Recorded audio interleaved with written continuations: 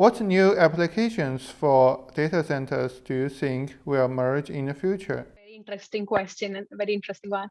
One thing is, I think the newer use cases will come in the manifestation of when the virtual reality and the extended reality and the current devices that we have, any smart device, whether it be a smartphone or even an automotive like a car, for example, when they mesh with these models itself, and I see metaverse is a long way out as of now. So I'm not going to metaverse, but as we, merge these two as a consumer, I would want to see how they pan out.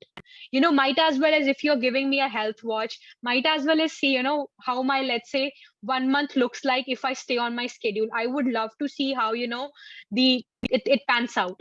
So I think these will be the kind of use cases that we would be seeing, and the data centers would be the infrastructure providing them, and the companies, most probably the telco companies or the SaaS service providers or the software players would be the companies, that come on in. So I think immersive experience is a very, I still think it's an underdeveloped area right now, and but we would see in the future a lot more companies working on immersive experiences. And to give those true immersive experiences, data centers are like the engines that are kind of powering those whole immersive experiences. So I think that's one use case. I think they would be kind of expanding it out.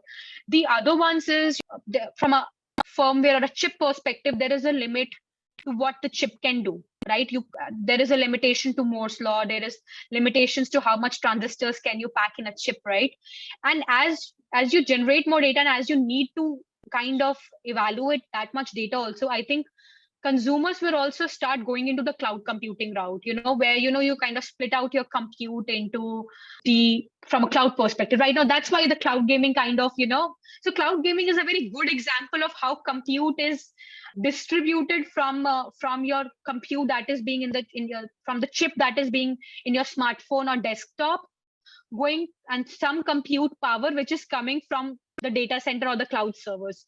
So I think we would see more use cases coming from these kind of compute disaggregation, if you want to say, in the future. And again, data centers will be the one to provide. And I think edge is third. I would say edge. We would still see a lot of real-time monitoring coming into the pictures. So we would see a lot more use cases where real-time communications are more better and the connectivity is way more better. The OTT consumption goes more because of the affordability of the data. So I think edge data centers will crop up. So I think these are a couple things that I can see in the next like 5 years or so. Let's not go that beyond that, because then some can argue like, so it, as we say, like quantum computer will enter the chat. so so I think we will see that kind of happening, but that's next decade. Let's say it's a like end of this decade, we will see some more activity happening, more active activity happening. Do you think data center will lean toward edge computing, or will they be concentrated in one large data center? Definitely they will divide. So the closest example I can give is often how right now the airline or aviation industry works. So they have, the big hubs around the world, which keep on supplying to the airplane or the airports around the world. Not every airport is a big hub where, they have those bigger airplane parts or everything. They have like a big major hubs around the world. And then those supply to smaller airports. And I think similarly will happen to data centers. It's just the edge one will be so close to edge that, tier 2, tier 3, in fact, we would see that centralized model. I mean, the simple reason is latency. The edge data centers can do some type of compute, yes. And right now they're super smart. Like if I take care, if I kind of, let's say I make one best edge data center available with the equipment in the world, it can analyze terabytes of data in real time. But what will happen is eventually I can't just keep on doing terabytes of data. And secondly, I need somewhere to store also.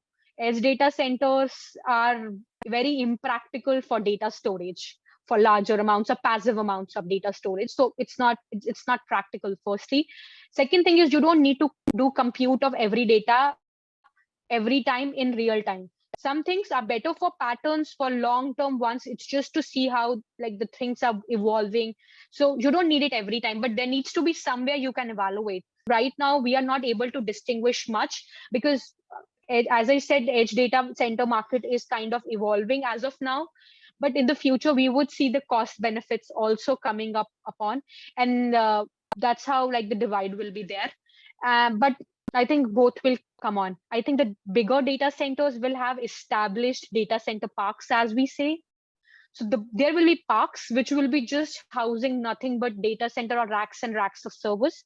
And then there will be small edge servers depending on the location, kind of dispersed around the country or the region, which will be catering to these OTT or cloud gaming, for example, because when the latency becomes an issue, people will switch to an edge one, and then they will be, oh, it's like, okay, I'm okay. I don't want real time. I'm going to a cheaper option, which is the centralized ones. So I think that economics will also play into the future. So it's going to be a twofold thing.